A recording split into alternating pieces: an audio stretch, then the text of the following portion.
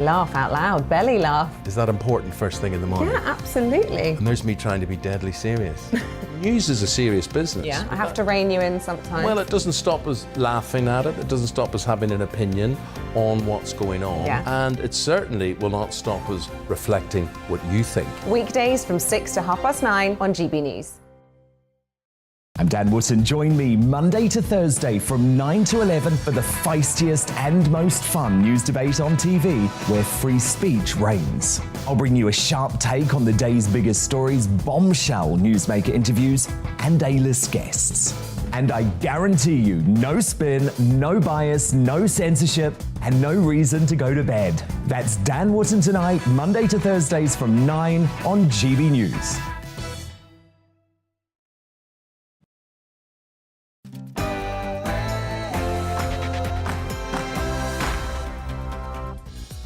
Good morning. This is To The Point on GB News, online, on TV and on your digital radio. I'm Nana Akwe. Also, Mercy Muroki, we join you today. And there's loads of things to talk about. We're live with you till midday with a show full of today's top stories and lots of things to discuss. Yes, indeed. And make sure you get in touch with your views. They make up a big part of the show. We'd love to hear them. GB Views at gbnews.uk. We'll get to those very shortly. But first, let's give you the latest news.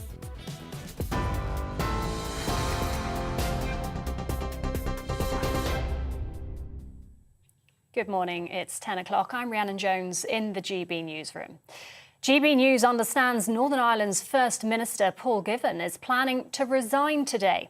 It comes amid increasing tensions over the implementation of the Northern Ireland Protocol, with officials ordered to stop agri-food checks. That's potentially a breach of international law. Hauliers are calling for clarity as lorries are still being received, but it's not clear whether inspections are going ahead. Former Labour MP Baroness Kate Hoey told GB News the order can't be made independently. The really important thing is that the executive in Northern Ireland never has taken a decision on this. And of course, as part of the Belfast Agreement, there has to be consent given to really controversial issues. And I think it's a very serious issue, and it'd be even more serious if the civil service in Northern Ireland decide to ignore the command, basically, of a minister. Millions of people across the UK are bracing themselves for a huge rise in energy prices. We'll find out just how much more we'll have to pay in the next hour. Regulator Ofgem is expected to announce a 50% hike in the energy price cap as a result of soaring wholesale prices. Ministers say they have plans to ease the pressure. Chancellor Rishi Sunak's due to outline a state-backed loan scheme later, giving households a £200 discount on their bills. Meanwhile, energy giant Shell has managed to capitalise on the soaring gas and oil prices. The company recorded a pre-tax profit of £12 billion in the last 3 months of 2021. That's up from almost £900 million in the previous quarter. Shell now plans to return £6.3 billion to investors by buying back their shares. The Bank of England's expected to raise interest rates again in an effort to curb inflation. Members of the Monetary Policy Committee are set to increase rates from 0.25% to 0.5%. It would mark the central bank's first back-to-back increase since June 2004. Russia has criticised US plans to send more troops to Eastern Europe, describing the move as destructive. President Joe Biden has ordered nearly 3,000 military personnel to Poland and Romania to bolster NATO defences. Moscow has denied plans to invade Ukraine, but it's understood Russia's now mobilised 115,000 troops on its border. Former UK Ambassador Sir Mark Lyle Grant told GB News that the troop deployment is a symbolic measure. They will defend NATO allies militarily if required. So it's more a signal to President Putin of America's commitment to European security. We're on something of a knife edge at the moment, and we're entering a very dangerous period. The London Mayor has called for urgent action after toxic air pollution was found around every hospital and medical centre in the capital. Analysis shows the air quality meets the legal UK limits but fails the stricter World Health Organization guidelines. Sadiq Khan described the situation as unacceptable and vowed to take steps to tackle the problem. The government's being urged to set a clear date in law to ban the sale of new gas boilers. 29 million homes will need new low-carbon heating systems in order to reach 2050 climate goals. The Business, Energy and Industry Committee says the government's approach lacks clear direction and current policies aren't of the scale needed. Researchers at Bristol University have developed flying robots the size of insects with flapping wings. Known as micro-air vehicles, they're better than other drones at manoeuvring in tight spaces and resisting air turbulence. The new technology can be used for search and rescue and dangerous environments like collapsed buildings. This is GB News. We'll bring you more as it happens now. It's back to Nana and Mercy and to the point.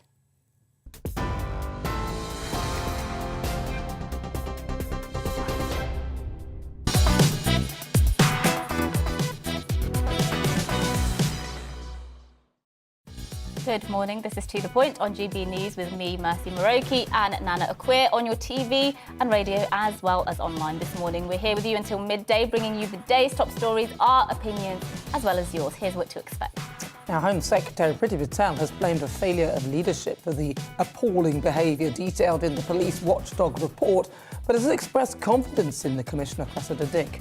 There's Mayor of London, Sadiq Khan, but on notice will be joined by a former detective chief inspector in the Metropolitan Police to discuss this further. Yes, also coming up, 3 more Tory MPs, including former Defence Minister Tobias Ellwood, have submitted letters of no confidence in Prime Minister Boris Johnson. We'll get the latest on what this means for the Prime Minister.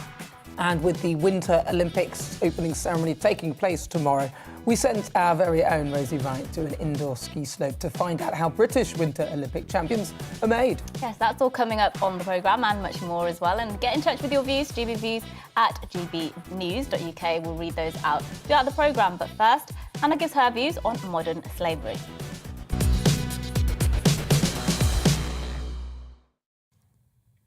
Professor Mary Baird. You ever heard of her? She's a broadcaster, a classicist and an academic, who initially felt a thrill when the Colston statue was pulled down. She called it exciting and the right thing to do. Mary has finally admitted that she now thinks it's more complex than it appears. Well done, at last. I mean, to be frank, I could have told her that ages ago. If she'd listened to any of my monologues over the past 6 months, she could have drawn the same pretty obvious conclusion there.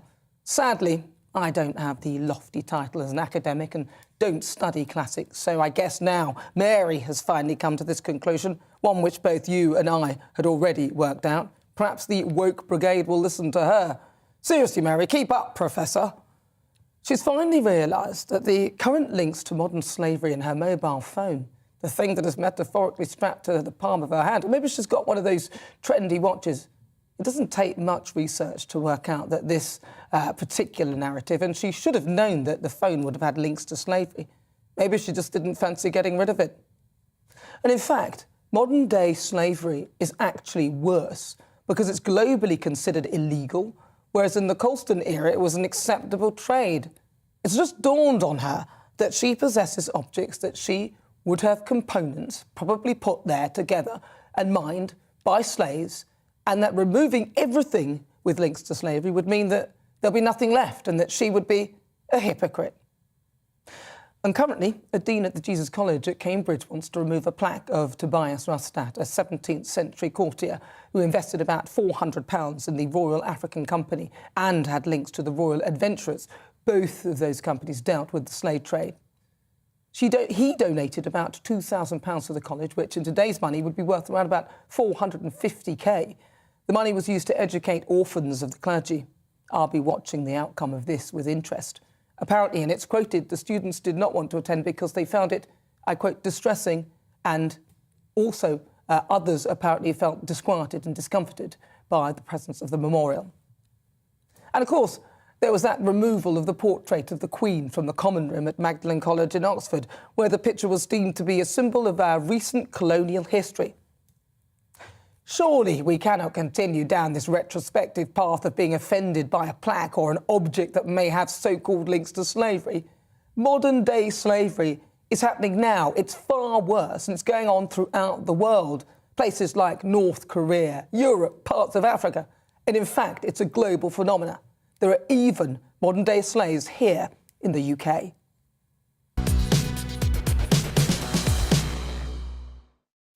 Yeah, I do think it's quite interesting how, people who talk about, who are very intent on focusing on slavery that happened, which it did happen, of course, across many generations, across many ethnicities, lots of ethnicities perpetrated slavery. I think they're very keen to ignore the sorts of modern slavery that goes on very much here at home in the UK. But, by definition, it's hard to actually keep track of how many modern slaves there are because that's the nature of the thing. It's this underground, isn't it? But we have a really big problem. And, the Home Office does do an okay job trying to crack down on it. But that, as far as I'm concerned, you have to be pragmatic in life. Look, I can either use up all my energies being offended that, African ancestors of mine were slaves, or I can actually tackle the real and immediate problems that I see before me, that I have a choice as a person what I decide to dedicate my energies to, and it's the latter for me. Well, and also, not only that, but of course, the slave trade wasn't just perpetuated by white people all those years ago. A lot of the Africans would have been involved in the selling of their people, and it was legal at the time. So we can't keep harping on about, we're going to get rid of that because it says and that happened to that. Because literally everything, street names, roads, you're going to have to clean out your life, and then you'll probably find out that you're related to somebody who may well have dealt in modern-day slavery. Then where'd you go with that? Exactly. You're not going to get rid of yourself, are you? It's a slippery slope, and once you get on it, but the logical conclusion is you have to basically, wipe out everything, don't you really? Because in some way or other, everybody will be connected to, whether they were the benefactor of something that has now, buildings or whatever, or funds that, or even universities. They go to universities that were funded by built people. By. Yeah, exactly. So, I mean, at what point do you stop it? It's all a bit ridiculous. Well, it is ridiculous. And let's not forget that if we follow the narrative of science, that mankind actually came from Africa. So at one point, you may yourself have even been a slave. I mean, it's just completely pointless, isn't it? Yeah. And we need to stop this nonsense, seriously. And what worries me here is it's the academics and places of, where there are supposedly intellectual people there coming out with a lot of this. Yeah, absolutely. I think it's very much the hub of some of this woke nonsense, really, these days. That's where it's emanating from. But let us know your thoughts on all of that. GB Views at gbnews.uk. But moving on to our top story, Home Secretary Priti Patel has said the Met Police is suffering from, quote, cultural and attitudinal issues, as well as failure of leadership. This comes after officers were found to have joked about rape, killing black children and beating their wives. I mean, the inquiry's findings left the Home Secretary, quote, appalled and sickened. When asked about whether the Commissioner, Cressida Dick, will be able to make the changes required, Ms Patel said that she was this was very challenging with the Commissioner and pledged to continue to be so. Yes, well, joining us now is Peter Kirkham, a former Detective Chief Inspector in the Metropolitan Police who served in the force for 22 years. Good morning to you. Good morning. Do you think there is a widespread issue, an attitudinal issue with women in particular in the Met? There's plainly a problem. There's plainly a problem that has got worse over the last few years. Partly because social media has become available and created a whole new box of problems that can arise, and partly due to the fact that there hasn't been proper control kept on the attitudes and beliefs of the officers, especially the newer officers that have been recruited and are now the backbone of frontline policing.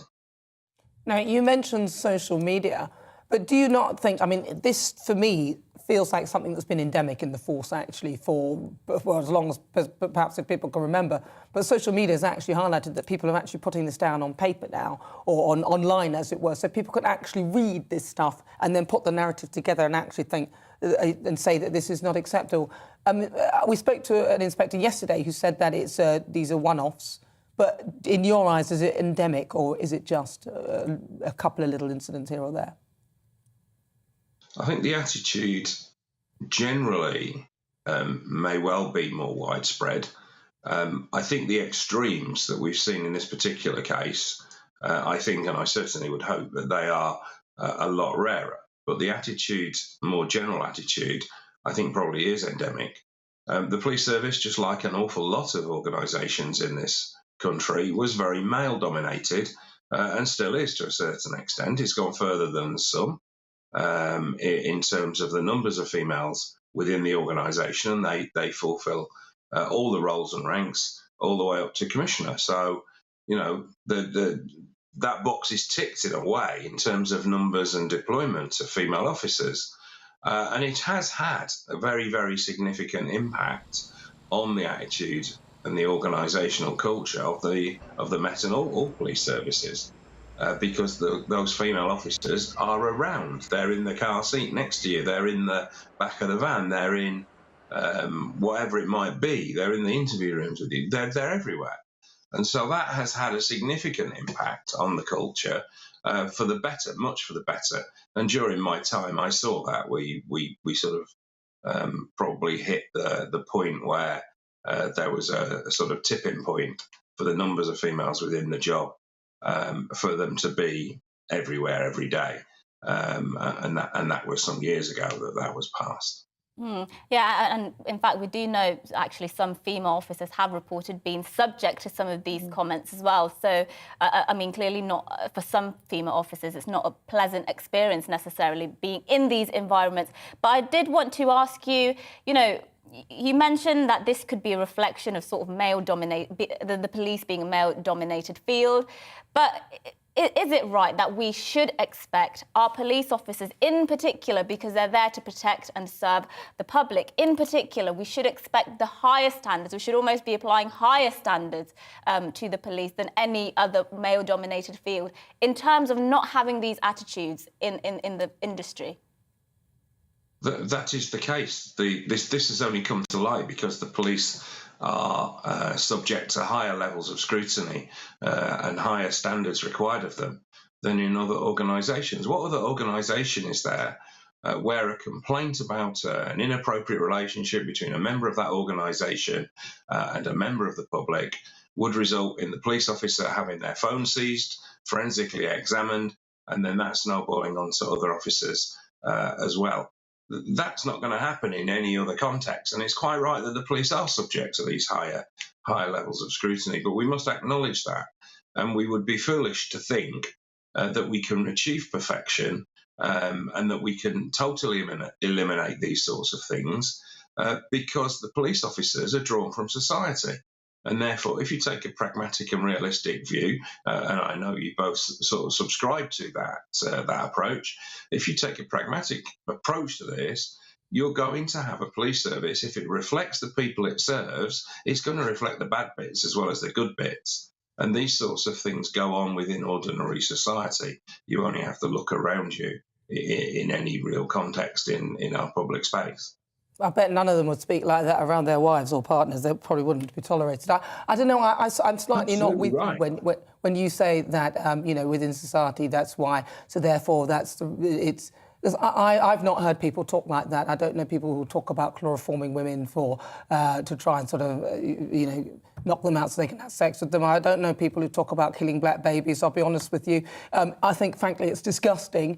And really and truly, it's got to, I mean, at work or anywhere I am, and as you said, that there should be held to higher standards. Well, they're not even at the standard of any other organisation that I've ever been in, to be honest with you. And I've never heard such an awful and offensive narrative in any industry. So I actually think that they are beneath everybody else in that respect, many of the officers who are behaving like that.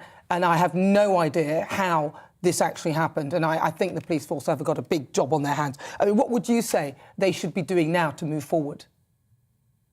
Don't make the mistake of there being no evidence in any other organisation of meaning that there's no problem there.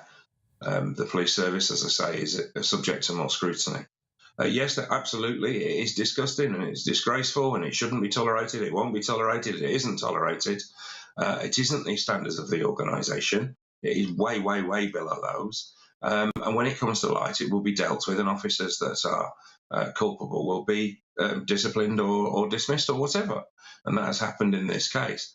But when we look at the organisational change and the attitudinal change, anybody that knows anything about that, and I was involved in the community race relations training and all the stuff around the Lawrence inquiry around 2000, anyone that knows about changing attitudes will know it's something that cannot be done by issuing a memo or issuing a video from the boss. It is something that has to be lived and breathed by every member of that organisation. And that takes an awful lot of time to, first of all, correct those attitudes and demonstrate the correct attitudes to all the individuals within that organisation, and then constant reinforcement by middle managers like sergeants and inspectors and such like.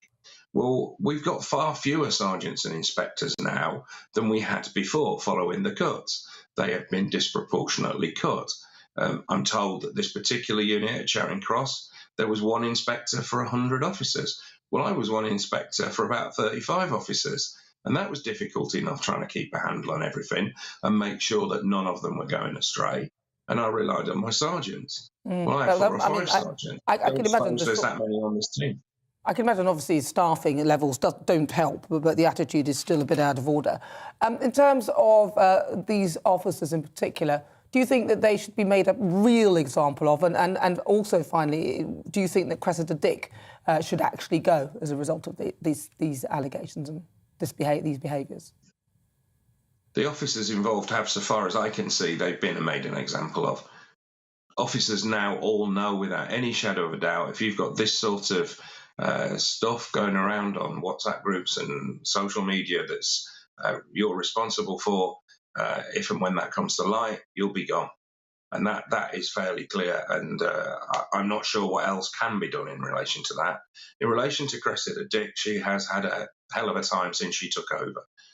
She took over at a time when the Met was already in crisis, not of the Met's doing, as a result of the 25% cuts to budgets, which has happened over the last decade. It was in crisis. It didn't have enough officers to do everything properly 10 years ago. And they took 25% away, and the workload went up. So it's deep in crisis already, and that is beyond the power of the Commissioner to do anything about. She can't stop the demand. She can't increase the budget. All she can do is say, no, we're not going to do that anymore. We're going to do fewer things, but we're going to do them better. And she can't really do that either, because as soon as she tries anything like that, and she and previous commissioners have tried it over the last couple of decades, they get told, no, you can't possibly not do that. And so we've got this situation where she's got a set of circumstances she can do nothing about, and things are going wrong. And I suspect she sat there 10 years ago and saw all this coming. Sorry, say again? So is that a yes or no? Should she go? With all things taken together, I think we're pretty close. OK. I take that as I don't know what to take that as a yes from you, Peter. Peter Kirkham, thank you so much for... We do have to leave it there. Thank you so much for coming on and giving us your insight. We appreciate it. 22 years experience there in the Met Police. So, after the break, Sunday Mirror political editor Nigel Nelson joins us to discuss the growing number of letters of no confidence submitted against the Prime Minister. So, can Boris survive? Well, that's after the weather.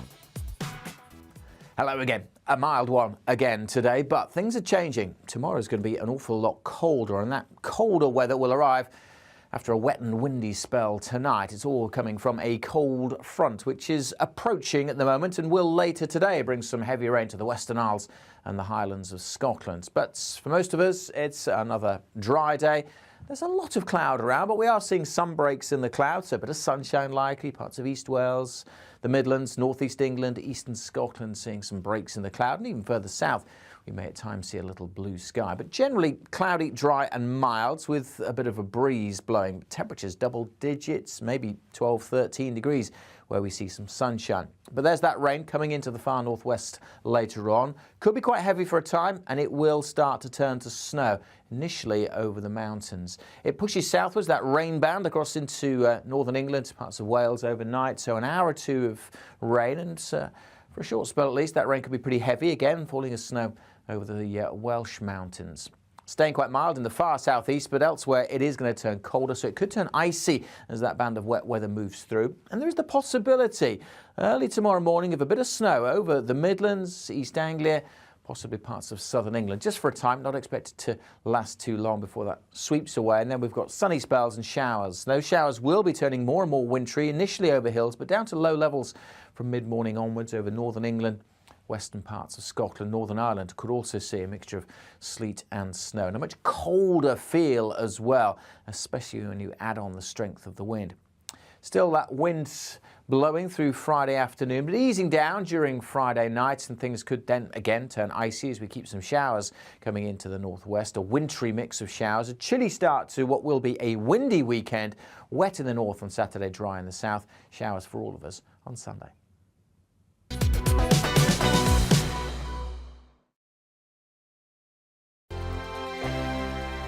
GB News is the UK's home of discussion and debate from all perspectives. To stay up to date on the latest stories, make sure that you subscribe to the GB News channel right here on YouTube. You can watch us live 24/7 across the whole world. You can also check out exclusive content and catch up on previous episodes of your favourite shows. Every day, we ask the questions that you'd ask, so why not add your voice to the conversation in the comments section? Don't forget to subscribe. We are GB News, Britain's news channel.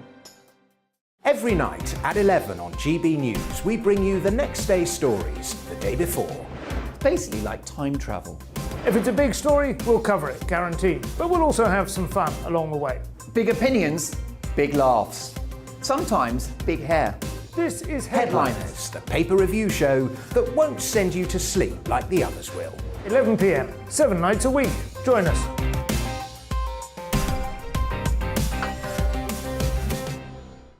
Hello there, I'm Eamon Holmes. And I'm Isabel Webster. And we hope you can join us for Breakfast with Eamon and Isabel. You make me laugh out loud, belly laugh. Is that important first thing in the morning? Yeah, absolutely. And there's me trying to be deadly serious. News is a serious business. Yeah, I have to rein you in sometimes. Well, it doesn't stop us laughing at it. It doesn't stop us having an opinion on what's going on. Yeah. And it certainly will not stop us reflecting what you think. Weekdays from 6 to 9:30 on GB News. I'm Dan Wootton. Join me Monday to Thursday from 9 to 11 for the feistiest and most fun news debate on TV, where free speech reigns. I'll bring you a sharp take on the day's biggest stories, bombshell newsmaker interviews, and A-list guests. And I guarantee you, no spin, no bias, no censorship, and no reason to go to bed. That's Dan Wootton tonight, Monday to Thursdays from 9 on GB News.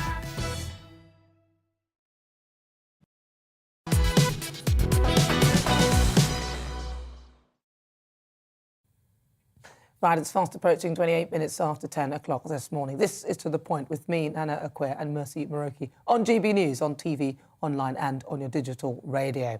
Yes, now the fate of Prime Minister Boris Johnson continues to hang in the balance against the backdrop of a cost of living crisis, number 10 lockdown parties being subject to police investigation. Letters of no confidence continue to be submitted. 54 Tory MPs need to submit letters to trigger a leadership contest. So far, 7 MPs have publicly declared they've done so. This includes ex-minister and senior MP Tobias Elwood. Cultural Secretary Nadine Dorries said those who did this are just a, quote, handful of egos who want to make it all about them. She said it's selfish, doing Labour's work, and it really isn't helping their constituents. Joining us now to discuss is Nigel Nelson, political editor of the Sunday Mirror and the longest-serving political editor on Fleet Street. So, Nigel, thank you for joining us. Do these additional letters really change the state of play for the Prime Minister? Well, it rather depends on just how many letters have gone in. The trouble with MPs is those who tell you they've submitted letters sometimes haven't, and those who say they haven't actually have. So at the moment, we're pretty sure of about 40 letters that have definitely gone in. Obviously, that's far away from the 54 needed. But I've heard estimates going up into the high 40s, which means we're actually only a couple of days away from the Prime Minister facing a no-confidence vote. But this is really a genuinely secretive process. Not even Boris Johnson knows how many MPs have turned against him, and won't know until the backbenchers shop steward Sir Graham Brady, who's in charge of the 1922 committee, comes out and announces, I've got the 54 letters, time for a no confidence vote. Do you think it's premature maybe for some of these MPs to be submitting these letters? I mean, a lot of MPs, I would assume, are waiting for that Met investigation into the Prime Minister until they cast their decision. It does feel a bit premature, maybe? Yeah, that's right, Mercy. And a lot of sort of wiser heads in the Conservative Party are actually telling some of the hotheads, please don't submit letters now, because the real problem is that it's not the letters that matter so much, although that would deeply damage the Prime Minister if he had to face a no-confidence vote. What matters is actually winning the vote. And what you need is 181 MPs to say that they have no confidence in the PM, and then he's gone. So the danger is that they'll go off at half cock. They won't get the 181. And under party rules, it means he can't be challenged for another year. So those MPs who really want to get rid of him want people to hold back until they're sure they've got the numbers to make sure he finally goes. Well, Nigel, does it not seem... I mean, are they not thinking a little bit further ahead here? And in terms of, obviously, the timing, it seems pretty foolish. But also, it seems a bit selfish, really, and short-sighted of them when we have so many things going on at the moment globally that, you know, I think that the public are looking at the Conservative Party thinking, can you just get on with the business of running government, please, and we'll decide in a couple of years? I mean, are they not sensing that there is a narrative or an energy that is moving towards that? Or are they obsessed with this move forward for this whole leadership contest, which I think, frankly, is irresponsible right now? Well, that's a fair point, Nana. There is a lot going on. That there could be a war in Ukraine. The view of the MPs is that there is probably a better leader out there to take us through these various crises. And it's not unknown for a prime minister to be removed in the middle of such things. And obviously, there's always a crisis going on. There's never a good time. But Neville Chamberlain was removed during the Second World War. Margaret Thatcher, as we were just about to go to war in the Gulf. So it's a question of when is a good time. And what the MPs are feeling at the moment is that there must be somebody better out there to lead us during these various crises. And the cost of living crisis, for instance, that's going to go on for some time. Yes, absolutely. And, you know, when we were introducing you there, we mentioned you're the longest-serving political editor on Fleet Street. I just wonder, for people whose memories are a bit short, whether you can enlighten us on whether you've, in your lifetime, in your career, seen a time such as this. Do you think, actually, this is pretty much politics as normal, or are we witnessing something quite unique with what's going on at the moment? No, this is abnormal. I've never seen it quite like this. The nearest comparison was when Margaret Thatcher fell. Eventually she was told by her cabinet, look, your time really is up and it's time to go. And then we had some fairly sort of feverish leadership elections after that. So the atmosphere going on at the moment around Boris Johnson is very similar to what happened just before Margaret Thatcher went. And of course, that could be the alternative way that Boris Johnson will go. His cabinet could turn around and say, look, I'm sorry, we have no confidence in you any longer. And that probably would be enough for him to walk away without any kind of leadership election.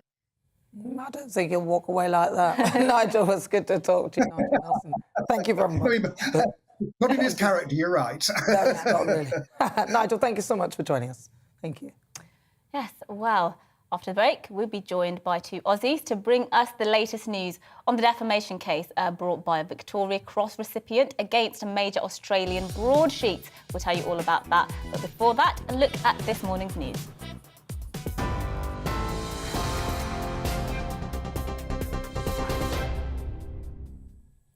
It's 10:33. I'm Rhiannon Jones in the GB newsroom. GB News understands Northern Ireland's First Minister Paul Givan is planning to resign today. It comes amid increasing tensions over the implementation of the Northern Ireland Protocol, with officials ordered to stop agri-food checks. That's potentially a breach of international law. Hauliers are calling for clarity as lorries are still being received, but it's not clear whether inspections are going ahead. Millions of people across the UK are bracing themselves for a massive hike in energy prices. Regulator Ofgem is expected to announce a 50% rise in the price cap in the next half hour. Chancellor Rishi Sunak's due to outline a state-backed loan scheme to ease the pressure. It would give households a £200 discount on their bills. Meanwhile, energy giant Shell has managed to capitalise on the soaring gas and oil prices. The company recorded a pre-tax profit of £12 billion in the last 3 months of 2021. That's up from almost £900 million in the previous quarter. Shell now plans to return £6.3 billion to investors by buying back their shares.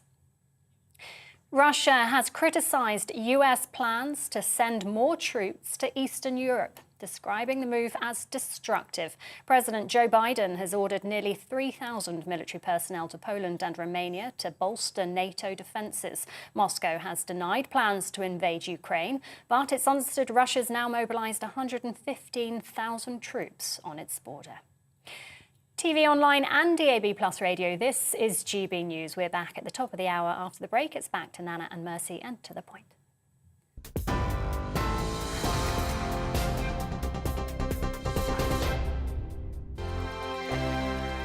GB News is the UK's home of discussion and debate. From all perspectives. To stay up to date on the latest stories, make sure that you subscribe to the GB News channel. Right here on YouTube. You can watch us live 24/7 across the whole world. You can also check out exclusive content and catch up on previous episodes of your favourite shows. Every day, we ask the questions that you'd ask, so why not add your voice to the conversation in the comments section? Don't forget to subscribe. We are GB News, Britain's news channel. Every night at 11 on GB News, we bring you the next day's stories the day before. Basically like time travel. If it's a big story, we'll cover it, guaranteed. But we'll also have some fun along the way. Big opinions, big laughs. Sometimes big hair. This is Headliners, the paper review show that won't send you to sleep like the others will. 11 p.m, 7 nights a week. Join us.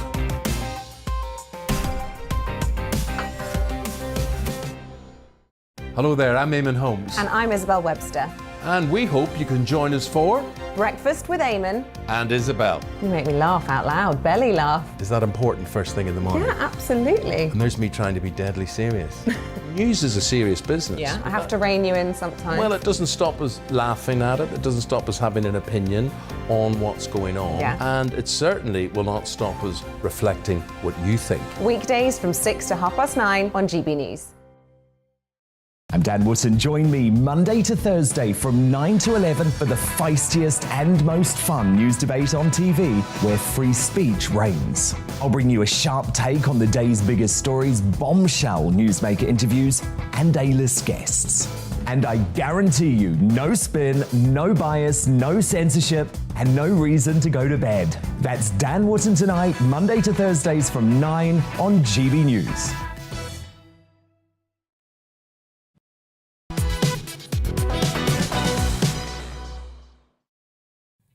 Good morning, it's 10:37 and this is To The Point with me, Mercy Muroki and Nana on GB News, live on your TV and radio this morning. Now, an Australian Victoria Cross recipient is suing 3 leading broadsheets for defamation after they claimed he'd committed war crimes in Afghanistan. The papers published claims that Ben Robert Smith had committed 6 unlawful killings in Afghanistan, mostly of unarmed Afghan civilians. They also claimed instances of bullying and domestic violence.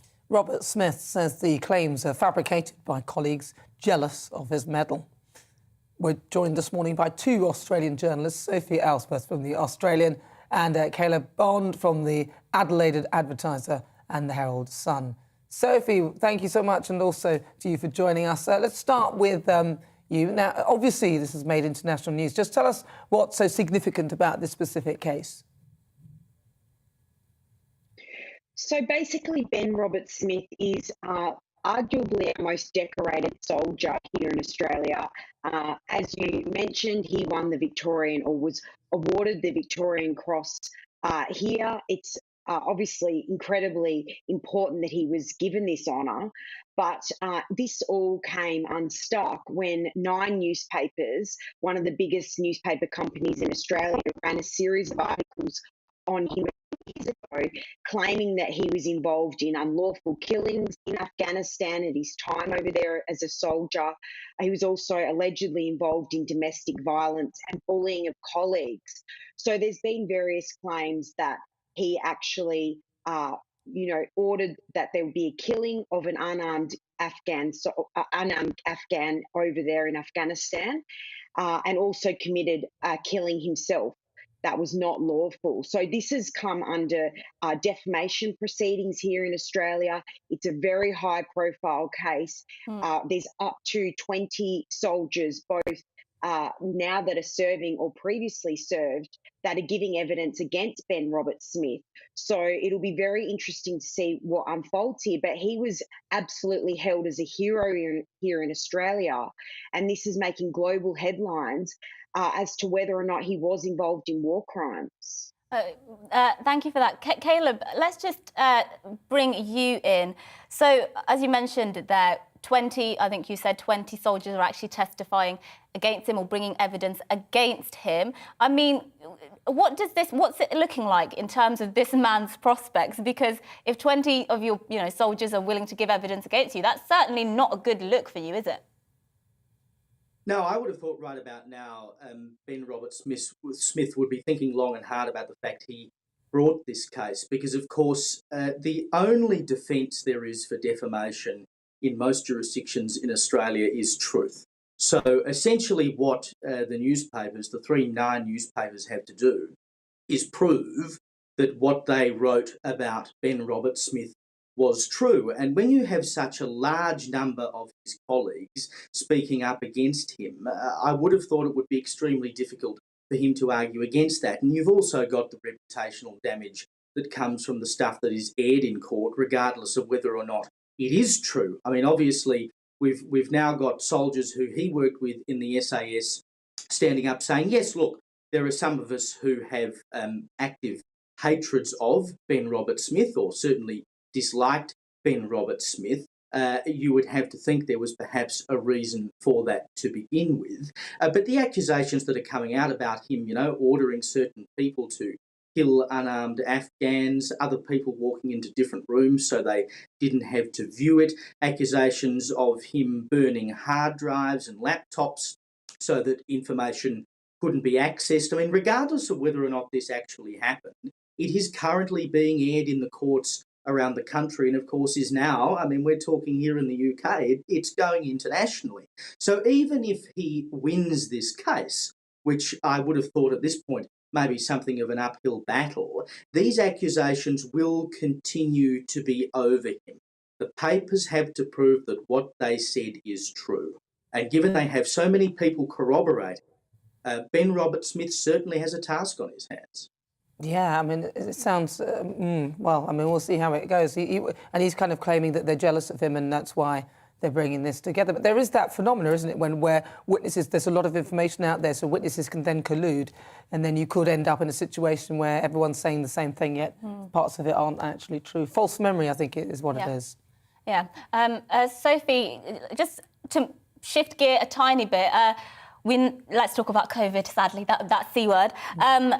Australia has had some quite stringent lockdown rules, to say the least, and I believe Melbourne has been one of the most locked down cities. How is it at the moment? Well, at the moment, it feels like we're almost still in lockdown. I mean, I'm still working from home as a journalist. The CBD is very quiet. As you would have seen, we had the Australian Open tennis tournament here. Normally the city's buzzing. It just wasn't buzzing. Look, people are getting out and about more, but Melbourne is really a shadow of itself, and it's very sad to see what was such a vibrant city. And I know that a lot of, you guys over there in the UK have a fond heart for Melbourne, but coming here now, it's just not what it was. We've got many businesses closed. We've had the Omicron outbreak, which has frightened a lot of people to go out. We're still wearing masks. We're still checking in. We seem miles behind you guys in living with the virus. And hopefully we can move on from this, because the concern here at the moment, it is summer.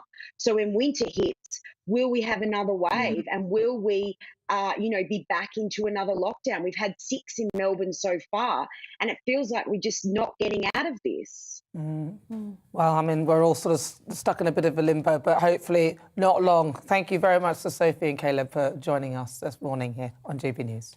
Yes, thank you. Now, this is something we spoke about a bit not long ago. The UK's biggest pub chain, Green King, is changing the name of its historic Black Bitch pub in Linlithgow to the Willow Tree on the grounds that its previous name was extremely offensive.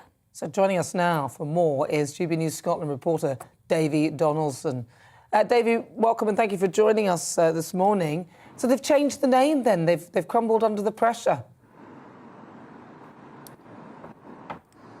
Well, not really a case of crumbling under the pressure. It's the name. They want to change the name all along, Green King, and they've done exactly that. They say they had consultations with a number of groups in the town. That certainly is open to question, because nobody here seems to know anything about it at all. And delighted to say I'm joined by Alistair Old, the protest organiser for saving the name of the Black Bitch pub, and he's with me now. So just to say, Alistair, first of all, just your reaction to the name change and Green King's statement. Yeah, well, this morning I am utterly disgusted to find myself looking at the national press again saying I am racist, the town of Linlithgow is racist, and all because we want to protect the name of our pub, which is celebrating a dog. That's been difficult. There's been a number of protests. There's been a lot of petitions against this name change. It's part of Linlithgow's history, so it does seem rather strange that Green King have decided to take this action. Yes, I mean, we've shown them that there's a huge support to keep the name in the town. We've got 12,000 people have signed a petition to keep it. And Green King have come back and said, we've got a couple of complaints about the name. If that's the case, then we're complaining about the name Green King. Benjamin Green was a vile character who is celebrated by this company, and we are offended by seeing his name. Is the worst part of it really that people here feel it's an attack on the town because of, a lot of things are in the coat of arms, the school, it's in the coat of arms of Linlithgow, there's even a statue down the street? Yeah, very much so. This is an attack on the history of a royal and ancient borough in Scotland, and we are deeply offended that what they're trying to do here sticks in our throat, the change of our name of our famous pub. Green King's pub, they can really do what they want to do, and they probably will change the name to the Willow Tree. Where do you go from here? Well, we're going to have a meeting over the weekend probably to just gauge the amount of opposition there still is in Linlithgow to Green King, but they're certainly not doing themselves any good in this publicity. There we go, Alistair Old there, the protest organiser for trying to keep the Black Bitch name. It seems that this is going to go on a little bit longer, despite Green King saying that they're going to change the name to Willow Tree. A lot of people here still very, very unhappy about that. Well, Davey, thank you for bringing us that.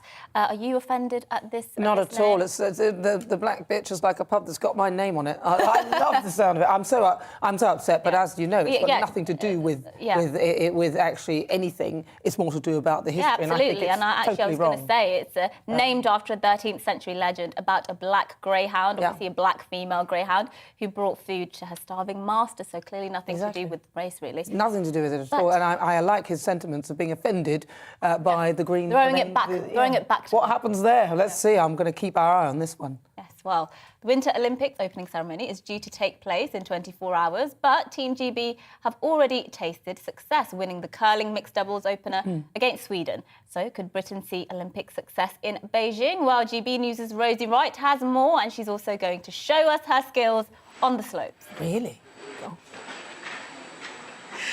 A very good morning to both of you. I'm afraid there'll be no skills on display from me today, but take a look at this. Lots of people for the first time at the Snow Centre in Hemel Hempstead learning what it feels like to put two skis on. Of course, the Winter Olympics gets underway officially with the ceremony tomorrow, but some of those sports, curling as you just mentioned, alpine skiing, has already kicked off. Now, it's been an Olympic Games, a Winter Olympic Games, that has been marred in controversy. Several countries have taken part in a diplomatic boycott, but they're still sending their teams, and as you mentioned, Team GB will be there. What's really interesting is back here, what is the impact on British business? What they found here at the Snow Centre is a bit of a boom after the Winter Olympics. Why is that? Because we all get enthused like these people to put on our skis. Let's find out a little bit more. Joining me now is Ian Brown, who's the Managing Director of the Snow Centre here in Hemel Hempstead. Good morning, welcome. It's been a really bruising couple of years for you with the lockdown. Now it's busy. You've coming out of what's been a difficult season into a period of better success. Yeah, absolutely. I mean, challenging 2 years, lockdown for all indoor leisure, I think was a challenge for everybody. We reopened on starts of April, had a really good summer. There was no doubt people had missed their sport, wanted to come back, take part in activity, maybe people weren't going away. So we had a really good summer, and then winter started, and we're sort of getting back to the more kind of numbers that we normally expect at this time of year. As you can see from out here today, people are getting ready for their winter holidays. February half term is the busiest week in the year in terms of people going to the Alps for their holidays. And then the Winter Olympics is just fantastic for us. So explain to me what's happened before. When GB have had success in the Winter Olympics, you then see a very immediate boom in bookings. Well, yeah, probably the first time I really experienced that was 2014 Sochi, and the day Jenny Jones won her bronze medal. And I think the following morning, which was a Monday from memory, was the highest ever number of inquiries we've received in a single day. Over 800 phone calls came in. So it really is that instant that people get inspired and want to pick up the phone or go onto the website and have a look, and it really extends our winter season for us, because you can see we're busy anyway. So traditionally we'd be busy up to sort of Easter time, sort of end of March, early April, but it really extends the season probably into March, April, May, because everyone wants to come and have a go, which is great. And they're closed right now, but there's some jumps as well. On a Thursday evening, you have this sort of freestyle, and we're going to be speaking to a freestyle skier a little later on. We've got the real beginners on this side having their lessons, and people over here are practicing. Many people practicing, as you mentioned, because they can now go back to the Alps and go on their holidays. How much has the changing travel restrictions with France actually impacted business here? Again, in a real positive way. We went into Christmas busy, but maybe slightly quieter. I think there was no doubt people were trying to protect their Christmas and not catch COVID over the Christmas period, so fully understandable. Boxing Day came, which is traditionally sort of when it starts to pick up for us again. That was really, really busy. And then mid-January, when France reopened its borders, we saw a significant increase, because obviously it's probably the most popular ski destinations, the easiest to get to from the UK, and it really opened it up again. So it's been great news for the second half of January and into February. Yeah, so it's not just the people running ski resorts in France saying, please change the border restrictions, but it's also places like here too. No, absolutely. And I think, if you're spending a lot of money on a holiday, you want to get real value, you want to be able to spend your time on the slopes. So to come to here and practice, get those ski legs going, see if that magic's still there from the last time you went skiing, particularly in a moment when it's maybe 2 or 3 years since people have skied because of the travel restrictions. To come and do some practice, well worth it, so you can then maximise your time on the slopes when you get out to your holiday.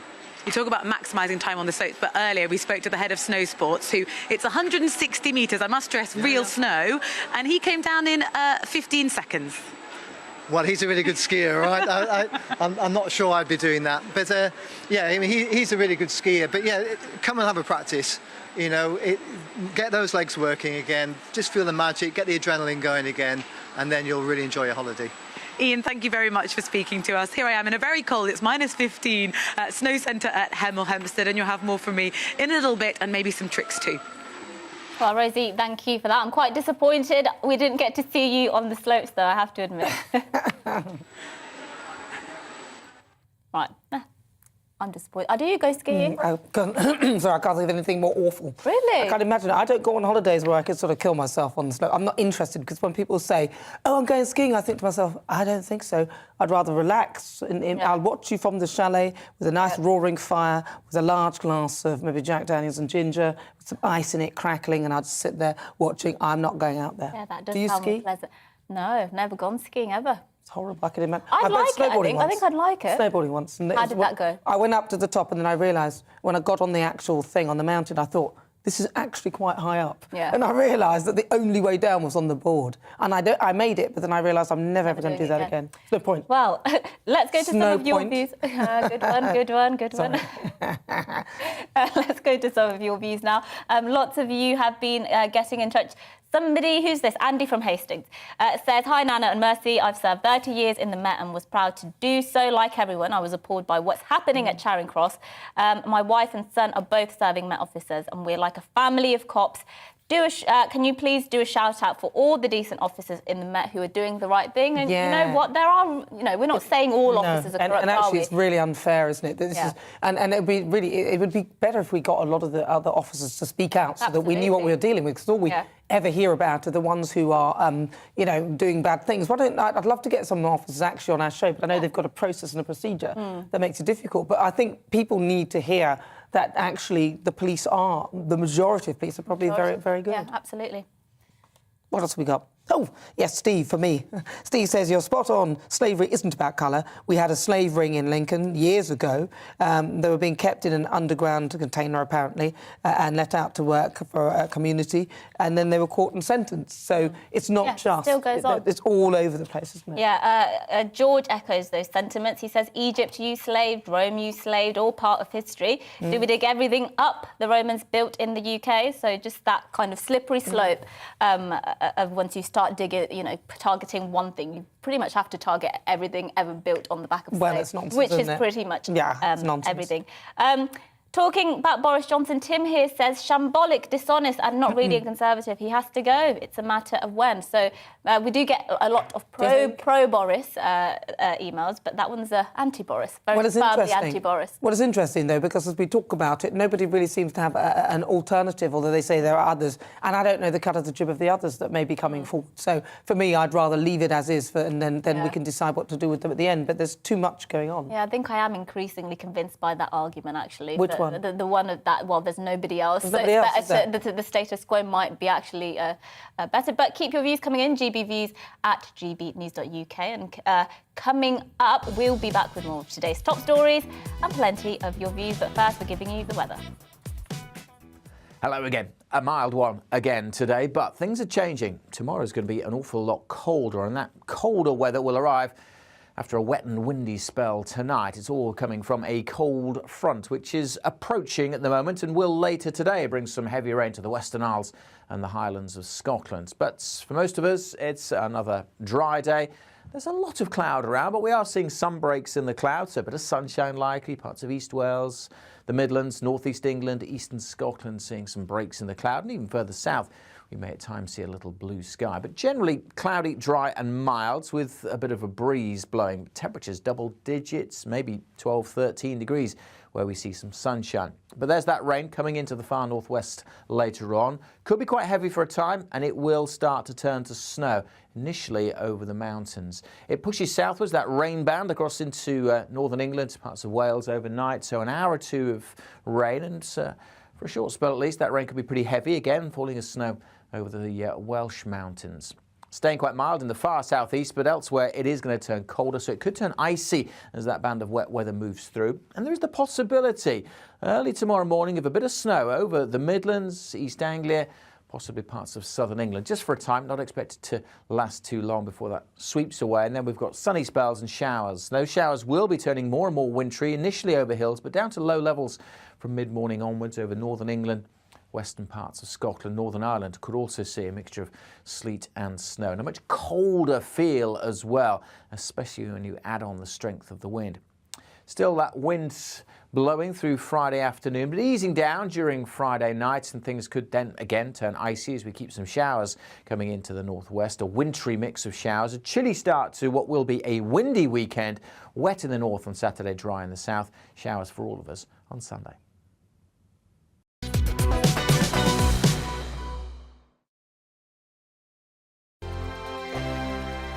GB News is the UK's home of discussion and debate.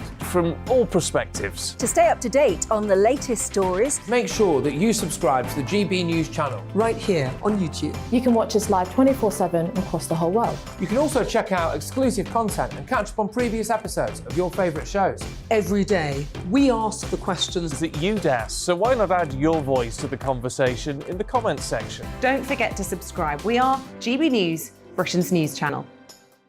Every night at 11 on GB News, we bring you the next day's stories the day before. It's basically like time travel. If it's a big story, we'll cover it, guaranteed. But we'll also have some fun along the way. Big opinions, big laughs. Sometimes big hair.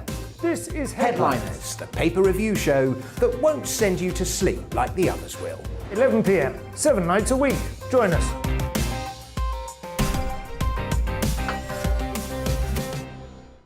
Hello there, I'm Eamon Holmes. And I'm Isabel Webster. And we hope you can join us for Breakfast with Eamon and Isabel. You make me laugh out loud, belly laugh. Is that important first thing in the morning? Yeah, absolutely. And there's me trying to be deadly serious. News is a serious business. Yeah, I have to rein you in sometimes. Well, it doesn't stop us laughing at it. It doesn't stop us having an opinion on what's going on. Yeah. And it certainly will not stop us reflecting what you think. Weekdays from 6 to 9:30 on GB News. I'm Dan Wootton. Join me Monday to Thursday from 9 to 11 for the feistiest and most fun news debate on TV, where free speech reigns. I'll bring you a sharp take on the day's biggest stories, bombshell newsmaker interviews, and A-list guests. And I guarantee you, no spin, no bias, no censorship, and no reason to go to bed. That's Dan Wootton tonight, Monday to Thursdays from 9 on GB News.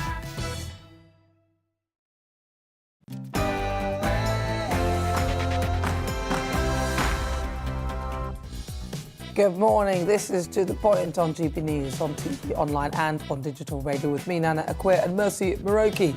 Now, we're here all the way through until midday with a show full of today's big top stories and lots of things to discuss. Yes, indeed. And make sure you get in touch with your views, GBviews at gbnews.uk. We'll get to those throughout the next hour, but first, let's give you the latest news.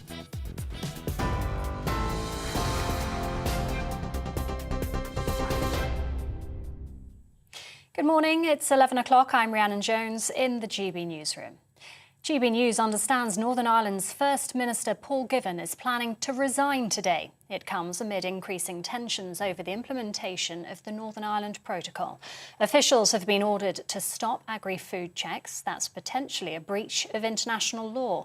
Hauliers are calling for clarity as lorries are being received, but it's not clear whether inspections are still going ahead. Former Labour MP Baroness Kate Toey told GB News the order can't be made independently. The really important thing is that the executive in Northern Ireland never has taken a decision on this. And of course, as part of the Belfast Agreement, there has to be consent given to really controversial issues. And I think it's a very serious issue, and it'd be even more serious if the civil service in Northern Ireland decide to ignore the command, basically, of a minister. Millions of people across the UK are bracing themselves for a huge rise in energy prices. Regulator Ofgem is announcing a hike in the energy price cap as a result of soaring wholesale prices.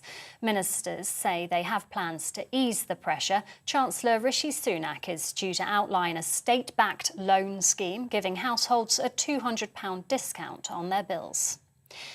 Meanwhile, energy giant Shell has managed to capitalise on the soaring gas and oil prices. The company recorded a pre-tax profit of £12 billion in the last 3 months of 2021. That's up from almost £900 million in the previous quarter.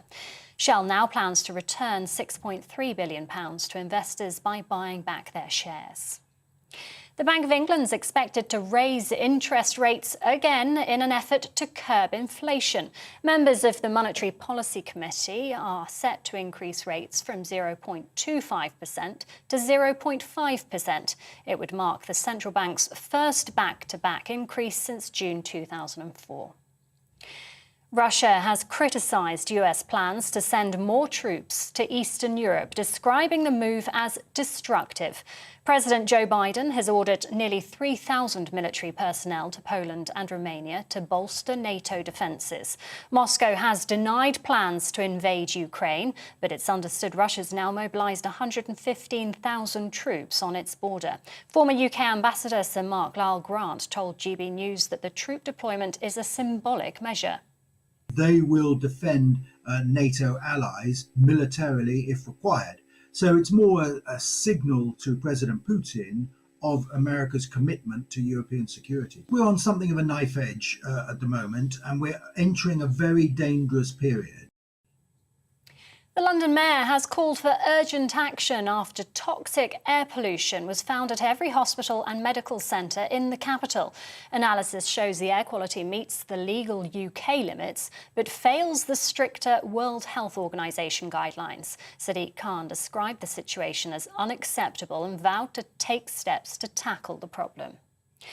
The government's being urged to set a clear date in law to ban the sale of new gas boilers. 29 million homes will need new low-carbon heating systems in order to reach 2050 climate goals. The Business, Energy and Industry Committee says the government's approach lacks clear direction and current policies aren't enough.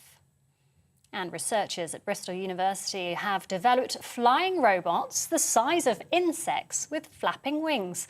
Known as micro-air vehicles, they're better than other drones at manoeuvring in tight spaces and resisting air turbulence. The new technology can be used for search and rescue and dangerous environments like collapsed buildings.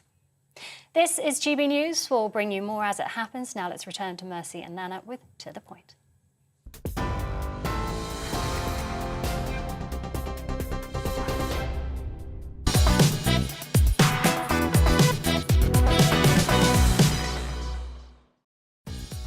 Good morning. It's coming up to 5 minutes after 11 o'clock. This is To The Point on GB News, on TV, online and on digital radio with me, Nana Akwe and Mercy Muroki. Now, we're here for another hour with some big stories, discussions and with our experts and guests and, of course, sharing your views. And here's what else is coming up. Yes, millions of households will see their energy bills rise to an average £1,971 a year after regulator Ofgem increased its price cap by £693. We'll discuss that very shortly. Now, more Tory MPs, including former Defence Minister Tobias Ellwood, have submitted letters of no confidence in Boris Johnson. What do you think about all of this? I mean, is it a premature of them to do that? Let's get your views in. Yes, and a new highly transmissible Omicron subvariant BA2 has been detected in 57 countries. That's according to the World Health Organization. But is this so-called stealth variant something to worry about? Well, we'll talk to Azim Majid, a professor of public health and primary care at Imperial College London, to find out. We have all of that coming up and much more across the programme.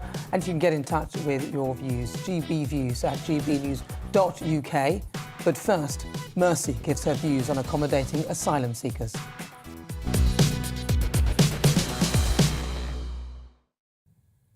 Now, a Home Office official revealed yesterday that the department is now spending £1.2 million a day on hotel rooms for 37,000 Channel migrants and other asylum seekers.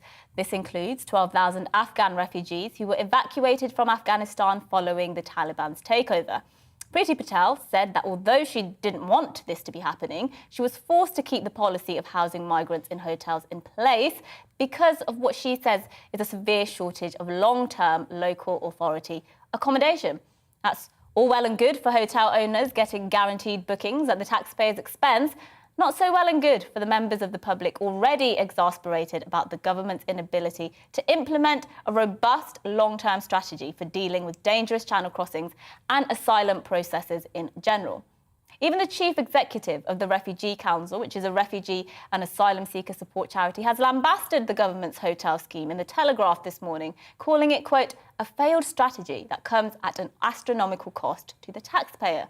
And I'd be inclined to agree, and so would Priti Patel, it seems. She's, of course, been forced to admit that the short-sighted policy of housing asylum seekers at such great cost is, quote, thoroughly inadequate.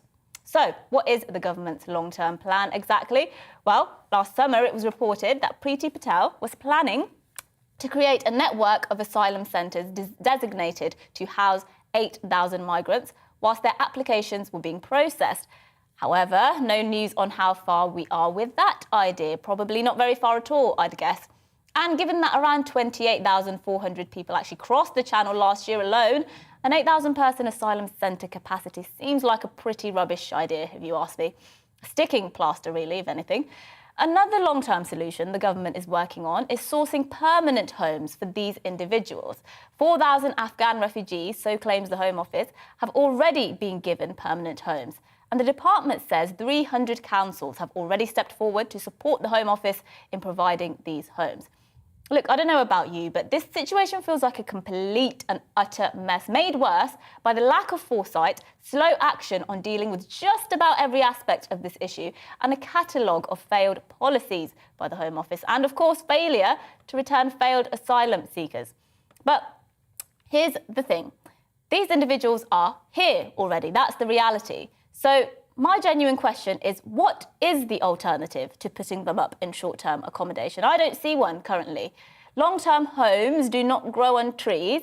Finding permanent homes for asylum seekers will continue going at a snail's pace so long as there isn't an abundance of vacant homes for councils to hand out or queues of people offering to take these individuals in. And look, we're a civil country. What else are we going to do? Deny asylum seekers food and shelter and leave them to their own devices, probably begging on the streets? Obviously not. This would create a whole host of other social problems, obviously, problems probably more difficult to fix than the current crisis. So no matter how aggrieved we feel about the government's handling of this crisis, I fear that sadly, for now, we have no other option but to keep dishing out this £1.2 million a day.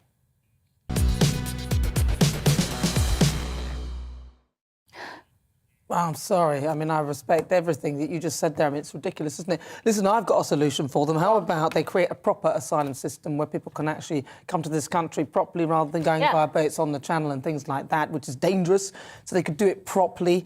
And also, well, maybe you're going to have some asylum centres. And how about keeping asylum seekers in those spaces for shorter periods of time and getting on with the actual business of... Well, look, that is the solution. The solution is to stop the issue before it escalates, so to speak, so stop people coming in. But, my point is, the people that are here, what else is the option? Listen, we'll come back to that because I want to talk about that more. But right now we've got some breaking news. Energy regulator Ofgem will increase the price cap to...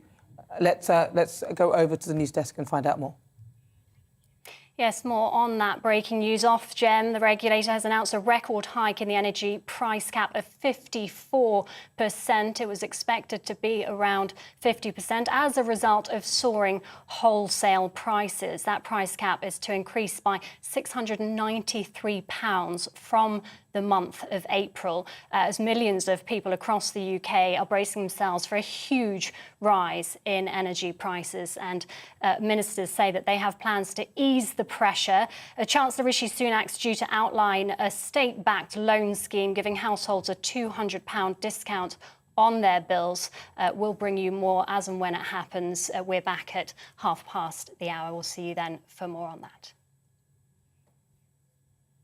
Well, that was just the news there about that price cap being raised. That's just been announced. And those of us, of course, struggling with the cost of living, as we heard there, we will be hit by a double dose of bad news, as Ofgem have obviously just announced that energy cap rise from £693 a year to £1,971 a year today. So a massive increase there. This is all whilst the Bank of England looks to hike inflation. I think they need to reconsider that. I mean, they need to reconsider the whole idea of it putting up interest rates. But let's have a chat with Vicky Price. She's the Chief Economic Advisor of the Centre for Economics and Business Research. Good morning to you, Vicky. Now, it seems to be more and more things that are really squeezing the consumer, and I can't see how this will encourage more spending within the economy to boost the economy. And I don't understand the thinking behind, first of all, the interest rate rise which people are talking about, but also this particular situation. Does the government have any kind of plans as to how to protect us as consumers from this?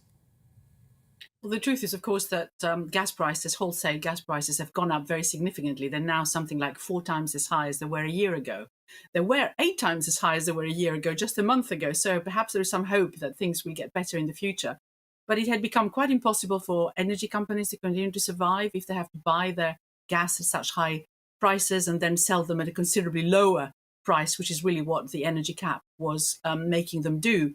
So it's understandable that it would be going up at some point, and it just looks at what happened over the last 6 months. Now, what happens later will be very significant if prices indeed ease, although right now with the political pressures, the geopolitical issues regarding particularly Russia and Ukraine, that doesn't look very likely. But when those prices eases, they're bound to at some point, then obviously the consumer should be able to benefit. But there could well be more increases between April and October. So this may not be the end in terms of the customers and what they have to pay, the households.